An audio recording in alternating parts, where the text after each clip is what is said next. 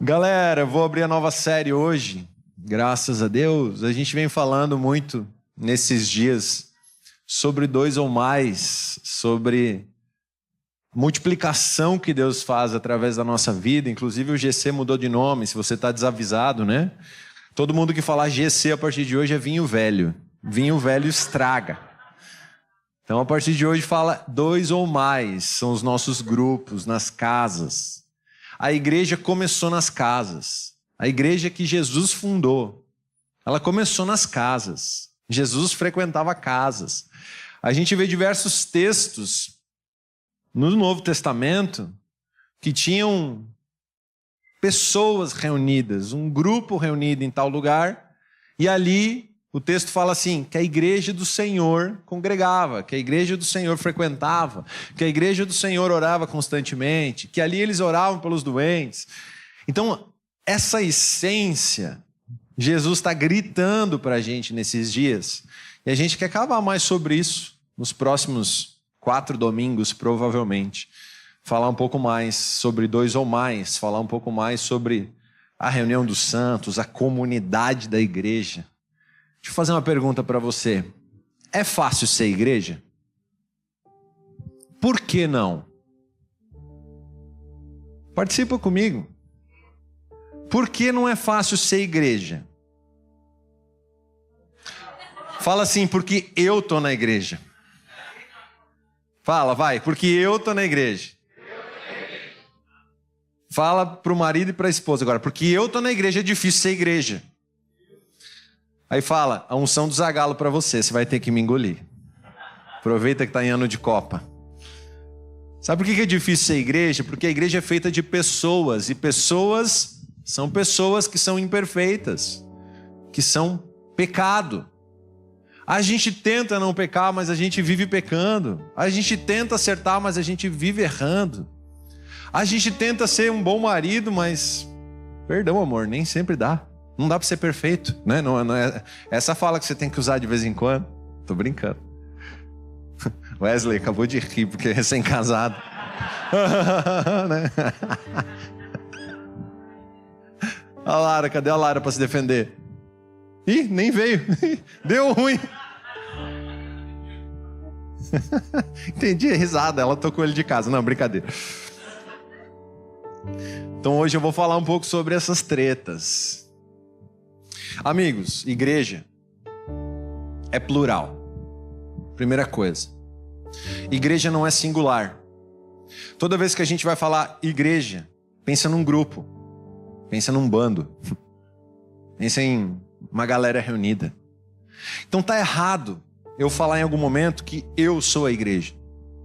O certo é falar que nós somos a igreja. Então é sempre plural. Você vai ver diversas didáticas bíblicas, diversas histórias, contextualizando na ideia de sermos um corpo, com diversas funções, com funções diferentes. Um é o dedinho, outro é o braço, outro é a perna, outro é o joelho. Tudo funções diferentes.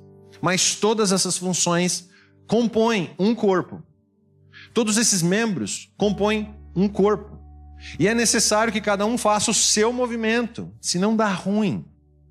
Aí quando você junta tudo isso dentro de um lugar chamado templo, porque igreja é a gente, talvez até a gente deveria mudar, né? Vamos pro templo, porque a igreja é a gente. É a igreja indo no templo, você está entendendo? Então quando a gente junta todos esses membros, tem membro querendo ser o membro do outro, tem dedo querendo ser o dedo do outro, tem perna atropelando perna, é um desafio. Porque a igreja, desde que a gente entrou, ela é falha. Enquanto era só de Jesus, estava tudo certo. Mas olha que ele abriu a porta para a gente entrar, ela é falha. A primeira coisa que você tem que entender, a igreja é plural. E ninguém é perfeito dentro da igreja a não ser Jesus. A nossa constante busca é por ser parecido com Jesus. Ter a santidade de Jesus, ter o acerto de Jesus, ter o coração de Jesus, ter todas as atitudes de Jesus, ser como Jesus. Mas a gente vive falhando.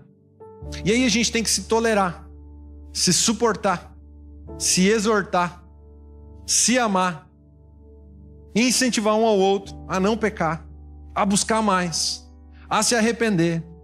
olha que treta Jesus foi arrumar para nós. Era mais fácil ser qualquer outra coisa, menos igreja. Mas como você está aqui, bem-vindo ao time. Você tem noção que nós precisamos de compaixão, de misericórdia, de longanimidade? A gente precisa ser tolerante, paciente, longânimo, uns com os outros para a gente conseguir conviver aqui dentro. Quando não tem essas qualidades, a igreja se mata, e aí não vive 2 ou mais. Aí não vive 2 ou 3 reunidos e ali o Senhor está. Porque não tem comunhão, não tem comum acordo, não tem amor, não tem exortação. Às vezes, gente, uma igreja cheia não significa absolutamente nada. Justo ao contrário, uma igreja cheia pode significar muito barulho, muita inconsistência, muita loucura. Agora, o que realmente importa é a presença de Jesus dentro desse lugar. O que realmente importa é Jesus no meio. E não só no meio, em nós e através de nós. Porque se Jesus não tiver, não adianta ter gente. Não adianta ter igreja, não adianta ter ginásio, não adianta ter nada disso lotado. O que mais importa é Jesus dentro da igreja. E a igreja é a gente, não é aqui. Você está entendendo? Está entendendo mesmo? Mateus 18, 20, texto base dessa nossa série, fala assim, ó. Pois onde se reunirem 2 ou 3 em meu nome, ali estou no meio deles. Hoje eu quero fazer com você aqui como um filme. Quando você vê o final, você vê que o final é super legal, mas aí você tem que assistir todo o filme para entender aquele final. Então eu vou falar do final. O final é esse verso 20. Pois onde se reunirem 2 ou 3 em meu nome, ali estou no meio deles. Você consegue ter dimensão dessa afirmação bíblica? Presta atenção, lê de novo, na sua velocidade. Lê aí na sua Bíblia. Pois onde tiverem 2 ou 3 em meu nome, ali estou no meio deles. Se a gente começar a entender a dimensão disso, a gente está falando de um número que não precisa ser grande, 2 ou 3, não é grande. Jesus nunca foi preocupado com números, com quantidade, com multidões. Nunca. O que ele foi preocupado é em estar no meio de um povo. O que nós devemos olhar para esse texto e destacar e nos chamar a atenção de verdade, acreditar nessa verdade, é que no meio de 2 ou 3, ali o Senhor está. A evidência desse texto é a presença de Jesus. Não são multidões, não são galpões cheios, não é uma igreja pulando, mas é a presença de Jesus naquele lugar. Se Jesus não estiver entre 2 ou 3, o que 2 ou 3 fazem? Caim e Abel, um mata o outro. Um passa a perna no outro. Um quer ter vantagem sobre o outro. Agora, se Jesus estiver, as coisas mudam. Se Jesus estiver no 2 ou 3 da sua casa aí, você, seu marido e seu filho, você, seu marido e seu pai, você, seu pai e sua irmã, seu irmão e seu outro irmão, seu avô, sua tia e você, qualquer composição, se não tiver Jesus no meio desses 2 ou 3, o que acontece? Separação, divórcio, abandono, rejeição, trapaça. Acontece tudo isso? Ou não? Alguém está comigo? Agora a importância é Jesus estar nesse meio. Quando Jesus está no meio desses 2, 3, 4, 5, 6, 15, 20 aí da sua família. Se for poemeiro, tem 15 mil filhos. Se Jesus estiver no meio, o que acontece? Tudo começa a mudar.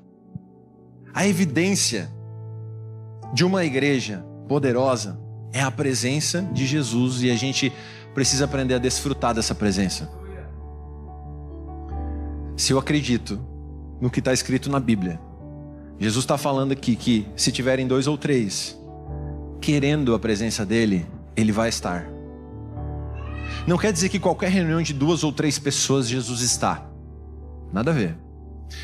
Mas a reunião de 2 ou 3 pessoas ou mais, 50, 100, 200, 1000, 1.000.000, buscando Jesus, querendo a presença de Jesus, ali Ele está. Essa é a garantia. Você precisa ter certeza, em primeiro lugar, que Jesus habita dentro de você se você é salvo. Então Jesus está com você. Agora Ele se manifesta gloriosamente quando você estiver em 2 ou mais. Por que é tão gostoso vir num culto? Por que Jesus derrama tanto sobre nós num culto? Já parou para pensar? É maravilhoso viver do secreto. Quem tem secreto em casa? Quem ora constantemente? Quem busca Deus? Quem lê sua Bíblia? Se você não faz isso, se converte, irmão. Você precisa disso. Te falo isso com carinho. Mas por que é tão maravilhoso desfrutar da manifestação da presença de Jesus num culto? Porque tem vários foguinhos junto. Se você é um foguinho na sua casa, aí junta com outro foguinho, vira o quê? Fogueira. Eu ia falar fogão. Ainda bem que a Alice me salvou. Vira fogão, vira comida, vira GC, vira 2 ou mais, vira churrasco, churrasqueira. Mas se você junta com um monte de foguinho, querendo a presença de Jesus, o que acontece? Pensa num pai louco para ver seus filhos fazendo uma festa. O que ele vai fazer? Descer para fazer festa. A hora que os filhos estão no andar de baixo, carneando um cordeiro, e aí ele está lá em cima, o que ele faz? Ele desce. É mais ou menos isso que acontece. Ó, a Lara chegou. É mais ou menos. Ele mandou mensagem: perdão, Lara, pode vir para o culto, o pastor já descobriu.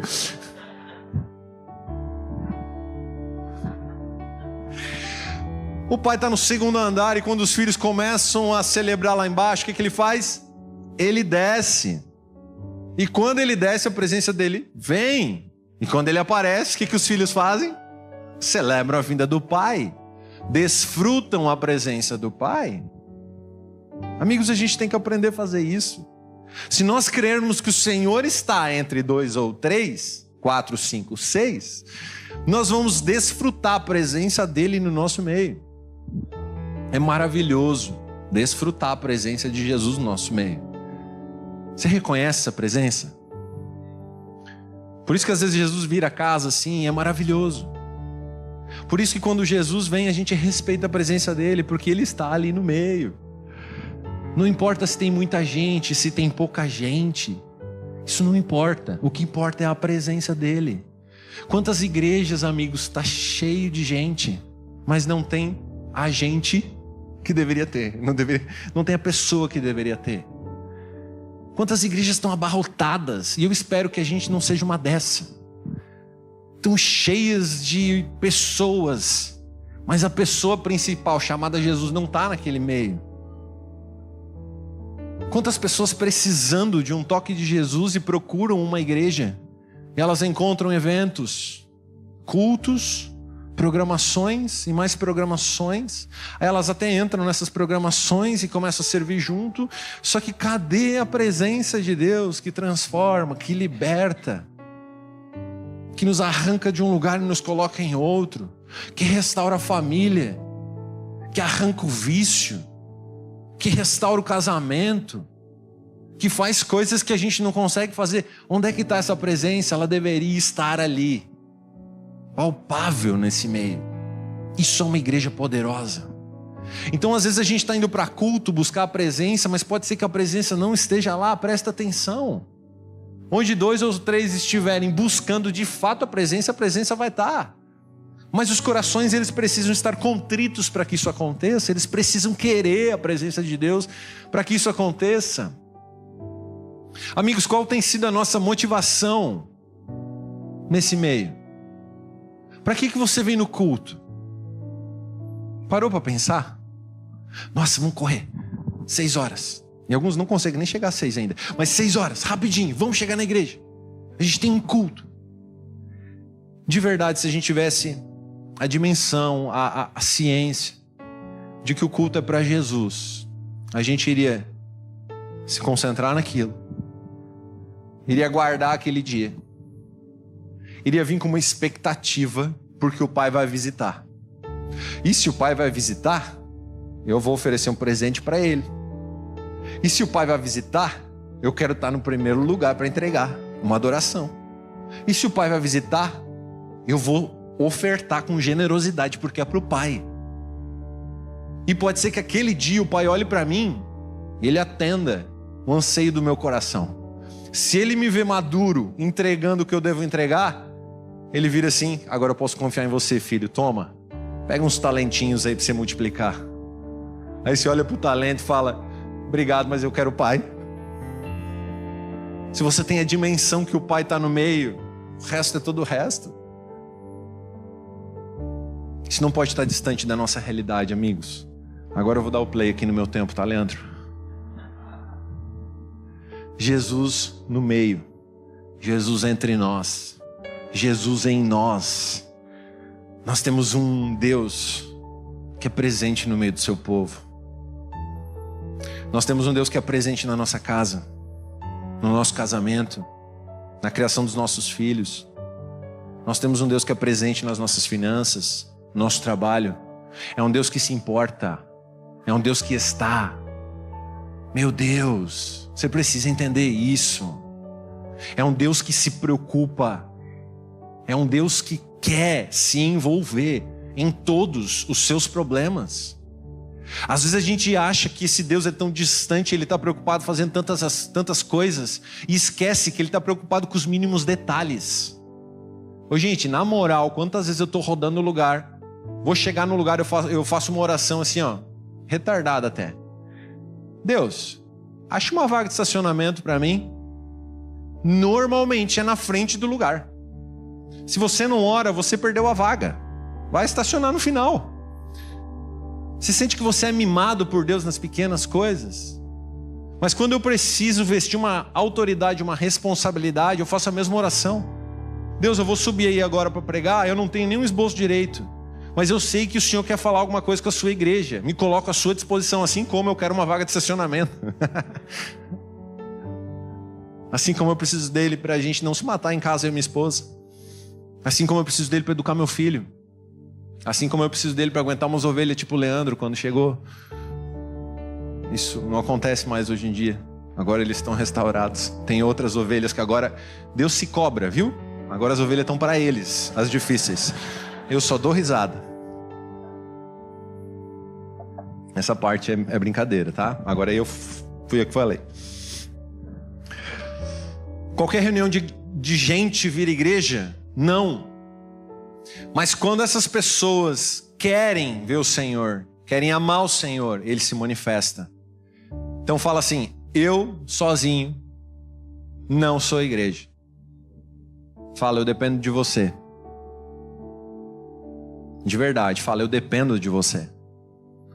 Nós juntos somos igreja. Agora é mais fácil viver no eu. É mais fácil viver no eu em todas as esferas. O difícil é viver no nós. O difícil é viver na comunhão. Tá aí, não sei se você sabe, uma das estatísticas dentro das igrejas evangélicas, a separação é maior do que fora. Sabia disso? Pessoas que querem viver no eu. Imagina lá fora. Mas pessoas que entendem que é nós, tem um casamento alinhado. Tem um casamento de servo. Entende que o cônjuge vem antes e você vem depois. Quem entende que é nós, vem na igreja não para ser servido, mas para servir. Por isso que a gente honra toda essa galera que está aí 2-3 horas antes. A gente chega bonitinho só para pregar. Olha só que besta a gente é às vezes. Lógico, hoje a gente tinha uma desculpa, porque a gente foi fazer um culto lá em Brusque. E foi muito legal. Convidamos vocês para fazer parte da igreja em Brusque também, de vez em quando. Os nossos irmãos lá estão queimando, cara. Hoje foi um moverzão lá na igreja.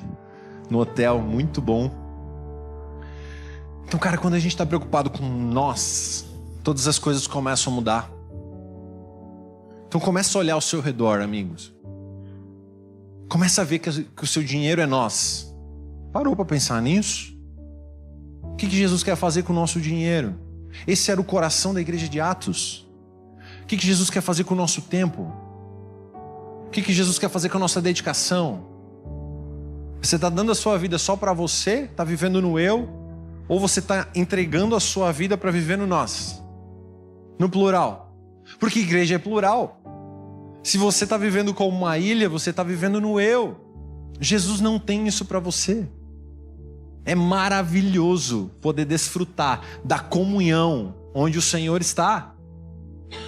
Você vai ter servidão, assim como você vão te servir, você vai servir. Olha que maravilhoso estar num ambiente assim. Assim como você vai amar, vão te amar, é recíproco. Assim como você vai ceder, vão ceder. Assim quando você semear, vão semear.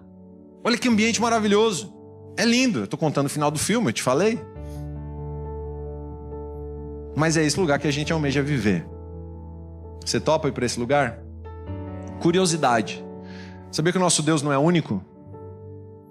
A Trindade fala de quantas pessoas? Colinha aqui se você não sabe o que é Trindade. A Trindade fala de 3: Pai, Filho e Espírito Santo. O Senhor, Jesus e o Espírito Santo. Que interessante. Ele faz a igreja na pluralidade de quem Ele é também. Ele é 3. Ele fala assim: como a gente não briga, vamos ver o que vai acontecer na briga aí na igreja que eu vou criar. E Ele faz todos nós vivermos nessa unidade. A ponto de que quando Jesus voltar, Ele vai casar com uma igreja. Agora, a questão é, a gente está conseguindo viver essa igreja? Essa unidade? Essa conexão? Esse amor? Amigos, é interessante que Jesus, seu ministério, 2000 anos atrás, Ele não estava preocupado em encher lugares. Ele estava preocupado em viver 2 ou mais. Ele estava preocupado em viver com aqueles que queriam viver com Ele. Diversas vezes você vê nas Escrituras que o Senhor se reunia, Jesus se reunia, trazia os seus discípulos e então Ele falava às multidões. Lá era o cultão. Iluminação, foto, fumaça, ministérios, os discípulos correndo preocupados, e vai ter pão para a multidão. O cenário que o Leandro acabou de pregar aqui era quando uma multidão, 15 mil crianças, mais 5 mil homens, mais 5 mil mulheres, estádio lotado, fritando, vendo Jesus, almejando o que Ele estava falando. Eu quero viver isso que Ele está pregando lá. Acaba, desligou as luzes do estádio. Ele ainda deu comida para todo mundo. Jesus é bom pra caramba, né? Ele ainda faz aquele milagre. Apagou a luz, desligou o som, desplugou da tomada. Jesus vira para trás e Ele sai com quantos? Com 12. De 20 mil pessoas, Ele sai com 12. Jesus está preocupado com a multidão? Tá. A compaixão dele faz Ele falar para toda a multidão. Agora Ele é íntimo de 12. Presta atenção nisso. 2 ou mais está falando de 12. Talvez não esteja falando de multidões. Porque a hora que Ele sai daquele estádio lotado, eu não estou falando contra um descende. Não, nada a ver. Não me entenda isso. Mas a hora que Ele sai do nível da multidão, o que Ele faz? Ele vai com 12. Aí os 12 chegam para Ele assim: ô Jesus, a gente ia andar junto, né? O Senhor falou aí que a gente é 2 ou mais, né? Beleza? Nós somos seus discípulos. Explica para nós, porque nós não entendemos nada do que o Senhor falou. Se os 12 que andavam com Ele não entenderam, pensa a multidão. Gente, esse é o culto de domingo. A multidão, ela tem dificuldade de entender e normalmente ela está atrás do pão. Ela está atrás do milagre. Ela quer uma necessidade. Então não vamos ser da multidão. Mas os 12, eles tinham um pouco mais de fome. Nesse contexto que o Leandro pregou, eles até levaram um cesto de pão para eles, inclusive. Só para mostrar para eles que eles tinham que ter fé. Mas eles tinham fome demais, no sentido espiritual. Então eles pediam: explica a parábola. E aí Jesus trazia os 12 e falava: ó, falei isso, isso, isso. E eu quis dizer isso, isso, isso.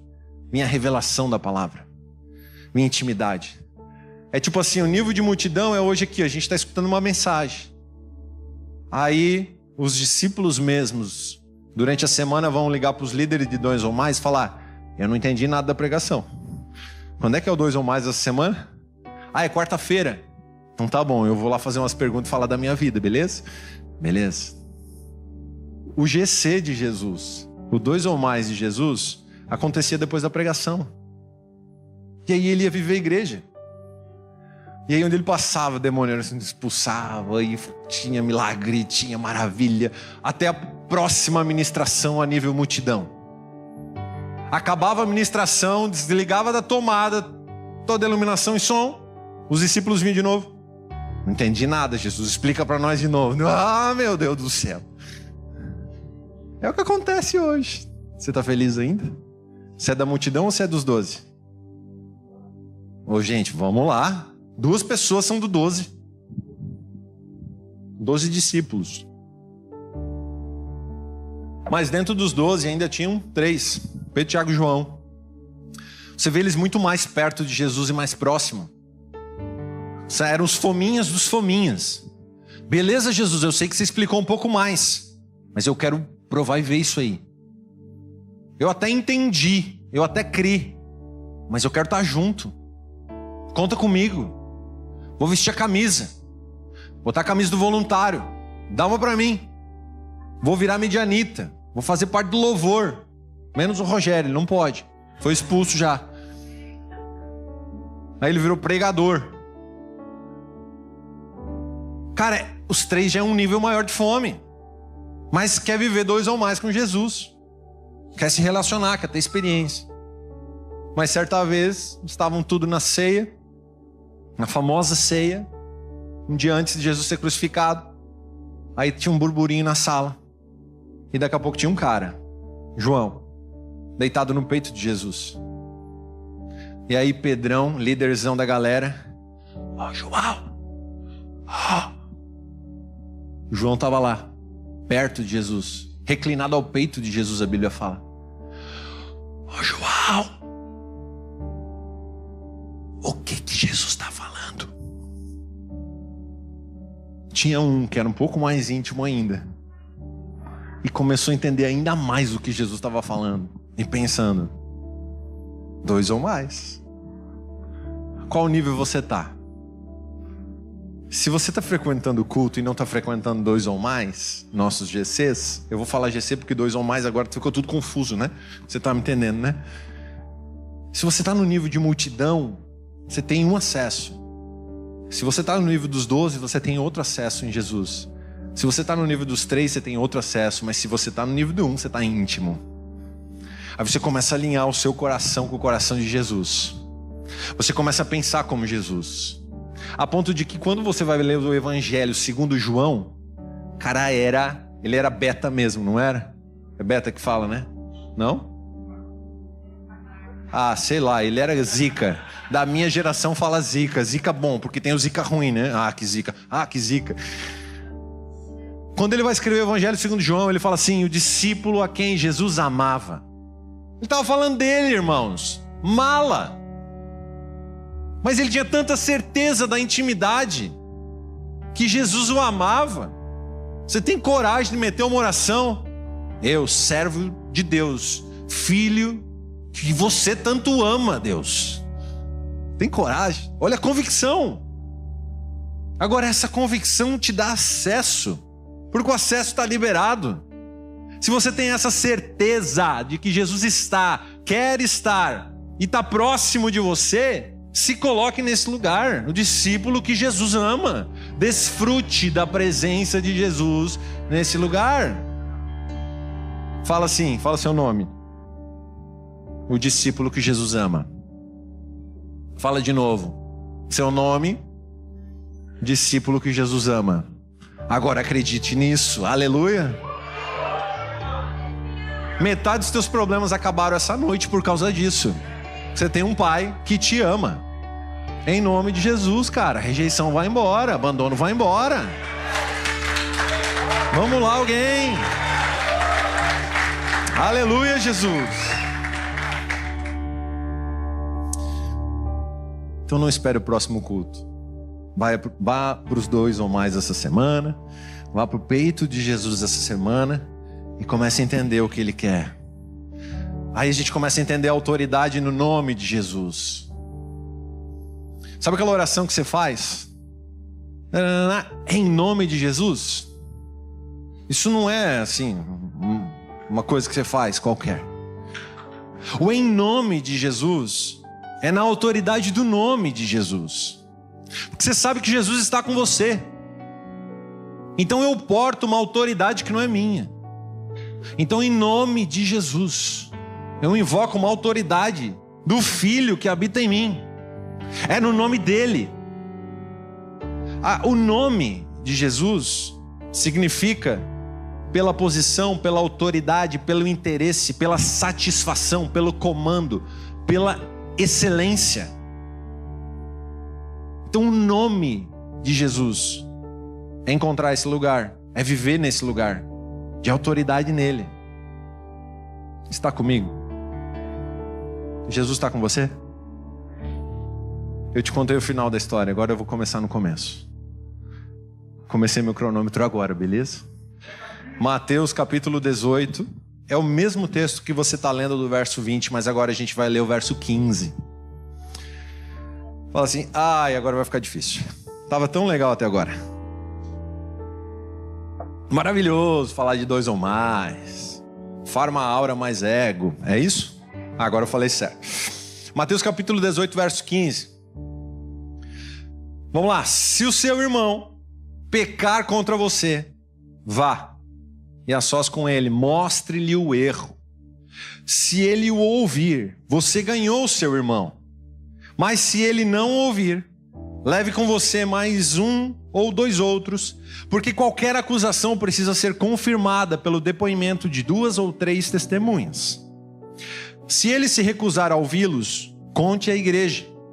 E se ele se recusar a ouvir também a igreja, trate-o como gentil ou publicano. Verso 18.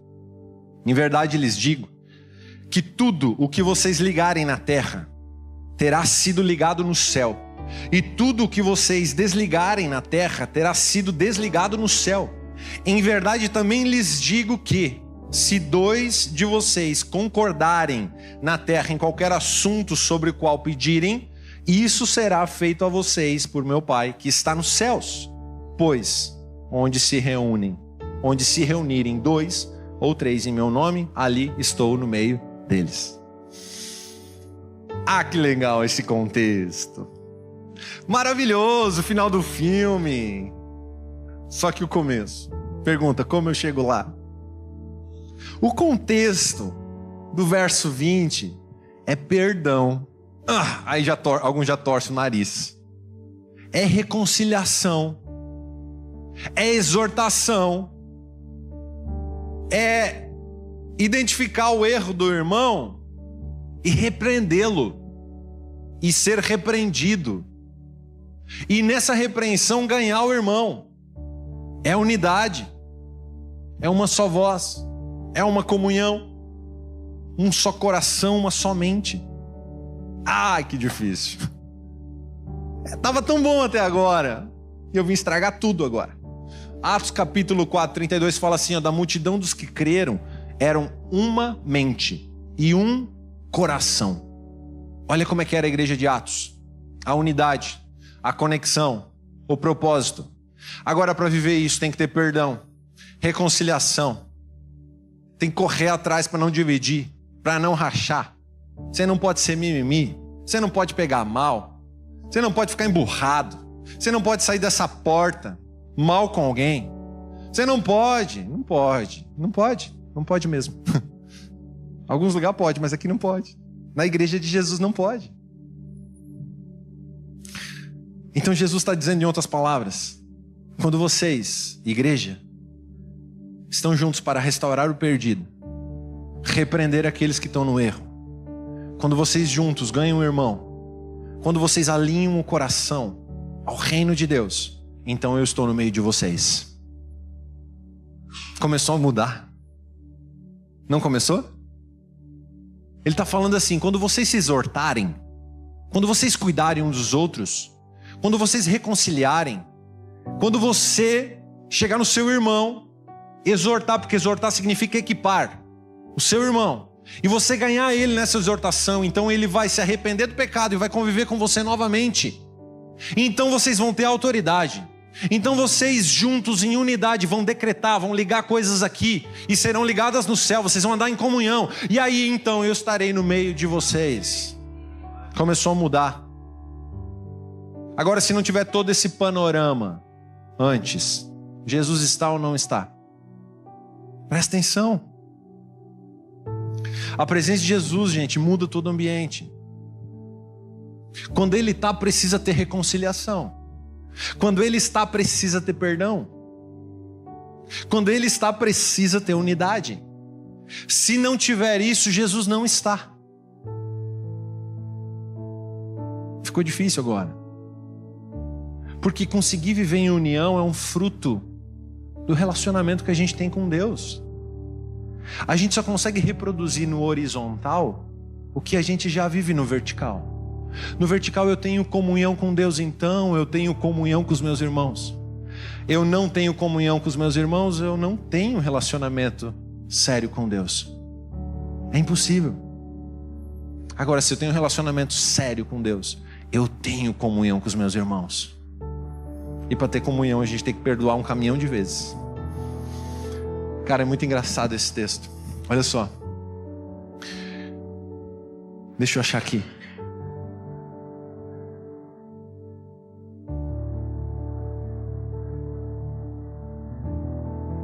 Fugiu. Tem um texto que fala assim, aqui. Lucas 17:3. Tomem cuidado. Se o seu irmão pecar, repreenda-o. E se ele se arrepender, perdoe-lhe. Se pecar contra você 7 vezes no dia, e 7 vezes voltar a você e disser, eu estou arrependido, perdoe-lhe. Os apóstolos disseram ao Senhor, aumenta a nossa fé.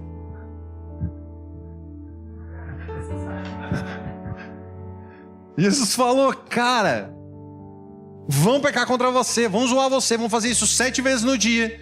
Que eles perguntaram para o Senhor, como é que a gente tem mais fé, Deus?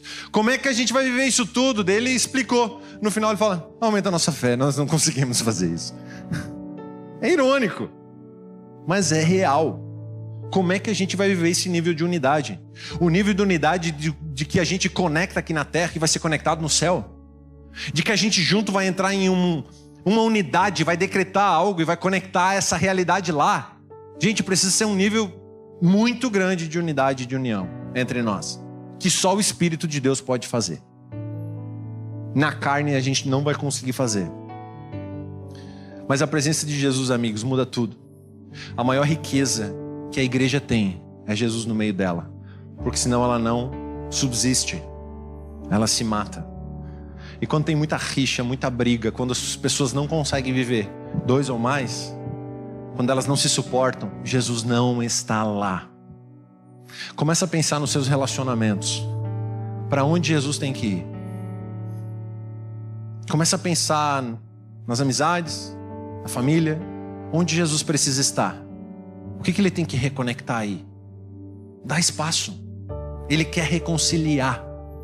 Ele quer trazer vida. E vai ser através de você. Porque você está experimentando da vida antes. Então estenda a vida. Estenda Jesus. Meu Deus. Hoje de manhã lá em Brusque foi poderoso. Poderoso o culto. Mas a mesa já começou na madrugada anterior. Nós dormimos na casa de uns amigos lá, que fazem parte. A gente ficou até madrugada. Jesus estava na mesa. Jesus estava no culto. Jesus estava na oração antes do culto. Jesus estava nas libertações que fez. Jesus está aqui agora. Jesus no nosso meio é poderoso. Vamos lá, gente. Você está entendendo? A parte mais importante do evangelho é a presença de Jesus no meio de 2 ou 3. Presta atenção nisso. Você precisa desenvolver essa sensibilidade a Jesus. Você precisa queimar por Ele, querer Ele. Ele vai vir. Então, se o BO é em casa, começa a clamar por Jesus na sua casa. Se o BO é no trabalho, começa a clamar para Jesus invadir o seu trabalho. Ele vai. E Ele muda a realidade. Meu Deus. Prática disso então, rapidinho. Porque eu comecei agora, estou com 15 minutos aqui. Se o seu irmão te faz pecar, verso 15 da sua Bíblia, o que você tem que fazer? Está aí na sua Bíblia. Vá a sós com ele. Não está na moda isso aqui. Porque normalmente a gente expõe. Isso é um grande erro. Gente, nós repreendemos pecado, confrontamos, exortamos no secreto. Nós não precisamos expor isso e nem devemos. Existe um princípio das Escrituras que se conhece por cobrir a nudez. A gente cobre a nudez das pessoas. As pessoas não precisam saber. Isso não é passar panos quentes em cima de pecado, não. A gente exorta, a gente confronta, na motivação de que se ele ouvir, o resto do versículo 15, nós ganhamos o irmão. E se eu exortar o irmão e ele se arrepender e voltar para a comunhão e eu espalhei toda aquela droga lá que ele fez, como ele vai ser restaurado no meio do povo? Não tem como. Então exorte ele, discipline ele, converse com ele, leve Bíblia. A Bíblia diz isso, irmão, você está fazendo assado. Não, começa a mudar, estou orando por você, conta comigo. Na expectativa, na esperança de ganhar o irmão. E aí, beleza. Fala, vá a sós. Então, uma ação de ir, ninguém deve saber. Mostre-lhe o erro. Desenha, explica. Você já pensou que está na nossa mão poder ganhar de volta um irmão que está pecando? Se você está vendo o pecado de alguém, primeiro cuide com um. A trave no seu olho. Primeira coisa. Segundo, se você está vendo o pecado de alguém, é Jesus te mostrando para você ser peça de restauração e reconciliação daquela pessoa com Deus. Então procure-a em secreto e exorte, está escrito na Bíblia, na esperança de que se ele se arrepender, ele vai voltar e aí ele vai ser conectado ao corpo. Mas fala assim, esse irmão era teimoso. Tem algum irmão teimoso aqui? Dessa vez deu ruim. A hora menos 1000, é isso?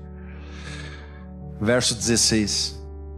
Mas se ele não ouvir, leve com você mais um ou dois outros. Já virou GC. Já virou 2 ou mais. Porque qualquer acusação precisa ser confirmada pelo depoimento de 2 ou 3 testemunhas. Na resistência dele não ouvir seu confronto, leve mais 1 ou 2. Mas ainda não fala para postar no Instagram, falar para a igreja inteira, fazer fofoca e divulgar. Não fala. Fala na esperança de que esse irmão se arrependa e ele volta ao convívio da igreja e obediência a Deus. Você ainda vai cobrir a nudez. Mas fala assim, ele era teimoso. Ainda não deu certo, irmãozinho teimoso esse. Verso 17. Se ele recusar ouvir, conte à igreja. Quem que é a igreja? Não está falando assim, exponha ele no púlpito.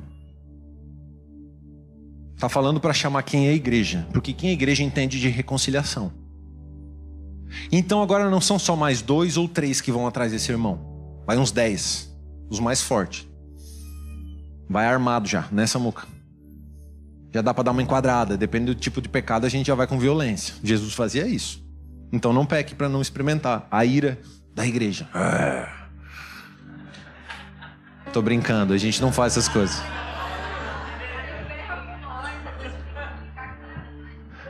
É para eles não pecar, gente. Vai a igreja inteira. Mano, imagina o motim. Que animal fazer isso. A gente já fez isso algumas vezes. Não podemos contar, porque tá falando para não contar. Mas a gente já fez. Alguns dão certo, 1 ou 2 não deu. Nesses anos de longa jornada. Mas qual que é a expectativa? Arrependimento. Para não escandalizar os pequeninos, a gente não expõe. A gente não passa pano, mas a gente confronta. Essa é a conduta bíblica.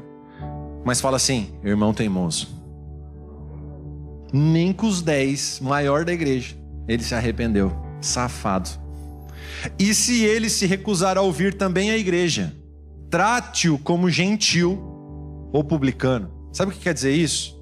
Gentil, no Novo Testamento, característica de quem é pagão, de quem serve outros deuses. Afinal, o Deus dele não é o nosso Deus, porque ele não quer obedecer a Deus.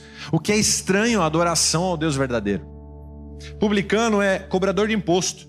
Era uma classe extremamente odiada, porque eles eram cruéis, avarentos e enganavam o povo. Se depois de todos esses 3 níveis de repreensão, a pessoa ainda não se arrepender do erro dela, confrontado pela Bíblia, por um irmão, por 2, 3 irmãos, pela igreja, trate ela então como alguém que não quer obedecer a Deus. Mas ainda assim a gente não precisa expor ela. Ainda assim a gente cobre a nudez, porque quem sabe o filho pródigo que vai comer a comida dos porcos lá fora, daqui a pouco ele volta. E ele vai ser restituído à comunhão no corpo, porque a gente entende de ministério da reconciliação. Vamos lá. Verso 18. Chega no final do filme. Em verdade lhes digo que tudo que vocês ligarem na terra terá sido ligado no céu, e tudo que vocês desligarem na terra terá sido desligado no céu. Pensa na bagunça que o povo evangélico faz com esse texto. É uma confusão atrás de outra. Você acha que qualquer coisa a gente vai se unir em 2 aqui, e agora a gente vai concordar com uma coisa, a gente vai ligar aqui e o céu vai ligar? Ah, sonha. Não é assim que funciona. Porque a gente pede errado. Tem um texto em Tiago 4:2 que fala assim, vocês cobiçam coisas, mas não as têm. Matam e invejam, mas não conseguem obter o que desejam. Vivem lutando e fazendo guerras. Não têm, porque não pedem. Pedem, mas não recebem, porque pedem com más intenções, com o fim de gastar nos seus próprios prazeres. Não vem querer conectar na terra para ser conectado no céu uma coisa que vai fazer bem só para você, não. Isso aqui está falando de uma igreja que vive em comunhão, em unidade, está falando do João que está ao peito de Jesus, está falando do Pedro, está falando dos 12 discípulos que estão tentando discernir o que o mestre está falando, um está um pouco mais próximo, um sussurra para o outro o que o mestre está pensando, e eles tentam discernir a vontade de Deus, alinhou o coração com a vontade de Deus, e então você tem autoridade para conectar aqui e o céu vai ligar. Só que não é você, é nós. É a igreja, é o povo. Mas pedindo certo, 1 João 5,14, essa é a confiança que temos ao nos aproximarmos de Deus. Se pedirmos alguma coisa de acordo com a vontade dEle, Ele nos ouvirá. O grande desafio, igreja, é reclinar o peito de Jesus para alinhar o nosso coração com o dEle, nosso entendimento com o dEle, ter a mente de Cristo, lembra desse texto? Ter a mente dEle, o coração dEle, para então a gente juntos pedir o que Ele quer. E aí Ele não vai negar. Essa é a autoridade que a igreja tem. Conectar as coisas na terra e vão ser conectadas lá. Essa é a autoridade de um corpo que anda junto, que se perdoa, que se exorta, que vive unidade. Em nome de Jesus, vamos alinhar o nosso coração com o reino de Deus? Vamos pedir as coisas certas? Nosso coração é regado do reino de Deus, a gente não consegue pedir coisas pra gente.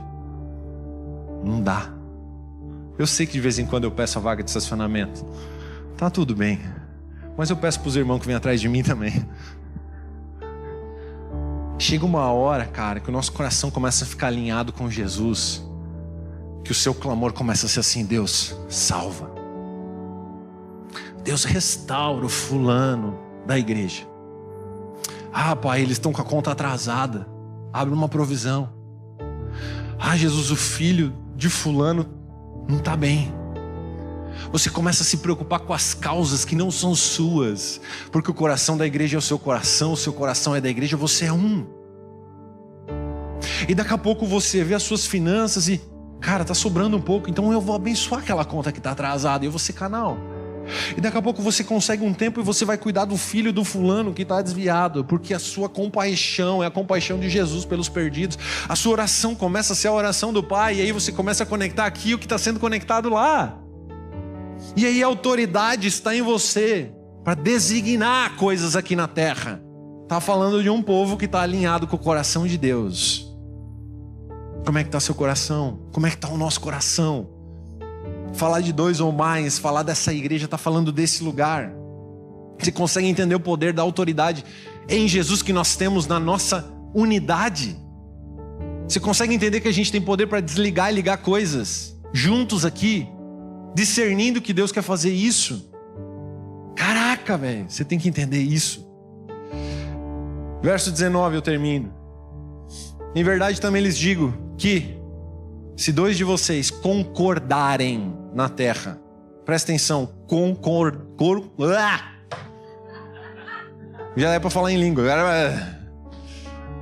Em verdade também lhes digo que se 2 de vocês concordarem na terra, em qualquer assunto sobre o qual pedirem, isso será feito a vocês por meio de meu Pai que está no céu. Você tem dimensão que se o nosso coração carregar a vontade de Deus, a gente vai estar esbarrando em todo lugar e a vontade de Deus vai sendo feita?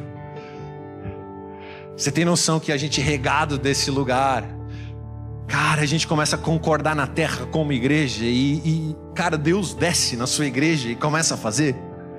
Está na hora, igreja, da gente concordar que Deus quer salvar, que Deus quer reconciliar, que Deus quer perdoar, que Deus quer transformar a vida de pessoas. Está na hora da gente se unir num propósito e começar a ir para frente, porque a Bíblia fala que o império das trevas não vai resistir.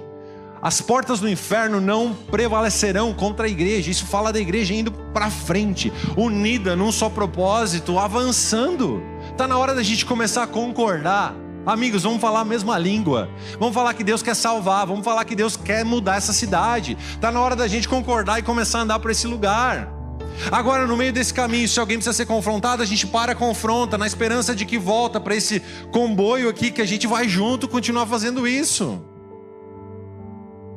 Aleluia. Tem concordância? Tem a presença de Deus. Agora, a gente não vai concordar com o pecado. Tem concordância com a vontade de Deus. Aí daqui a pouco brota um sentimento no meu coração. Aí eu acho que é Deus. Aí eu compartilho com o Rogério. O Rogério discerne isso. Compartilho com o Leandro. Compartilho com o Samuel. Compartilho com o Gil. Compartilho com o Léo.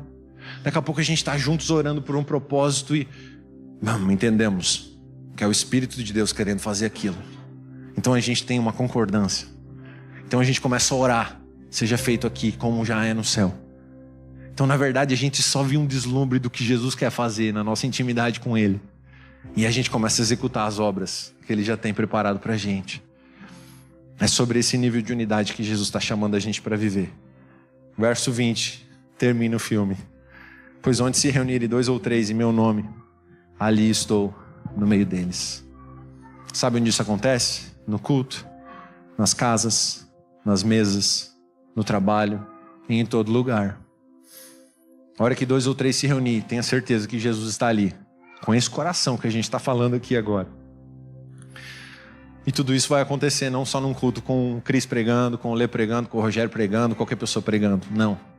Vai acontecer porque você está alinhado com Jesus. Você crê nisso? Meu Deus, eu vou repetir. Isso não acontece só no culto quando algum pastor está pregando. Isso acontece quando você acreditar que a autoridade você tem dentro de você. Em unidade com o corpo, nós temos autoridade para destronar qualquer coisa lá fora. E eu estou falando de principados e potestades. Autoridade para libertar pessoas. Autoridade para amar pessoas, transformar a vida delas. Autoridade para repreender no nome de Jesus. Vamos vestir essa autoridade, igreja. Você vai ver o arregaço que a gente vai fazer nessa cidade. Você vai ver o que Jesus vai fazer através das nossas vidas se a gente vestir essa autoridade, amigos. Vamos lá, você tem que estar mais feliz com isso. Você precisa acreditar nisso. Jesus está no nosso meio querendo fazer tudo isso. Em nome de Jesus, fica de pé. A força da igreja não está na quantidade de pessoas. A força da igreja está na presença de Jesus no meio dela. A força da igreja está quando Jesus está no meio de corações que querem a presença dele. Você já pensou que essa mesma manifestação pode acontecer na sua casa com a sua família? A presença de Jesus pode invadir a sua casa, pode invadir o seu 2 ou mais, pode invadir qualquer lugar que 2 ou 3 estiverem buscando a presença dele. Você tem noção disso? É sério, as nossas realidades, elas começam a ficar tão pequenas, as nossas necessidades começam a ficar tão pequenas, que a gente tem uma coisa muito maior para se preocupar, o reino de Deus e o que Ele quer fazer. Então Jesus está nos chamando, igreja, para ser essa igreja, preocupado com o avanço do reino de Deus. Amém?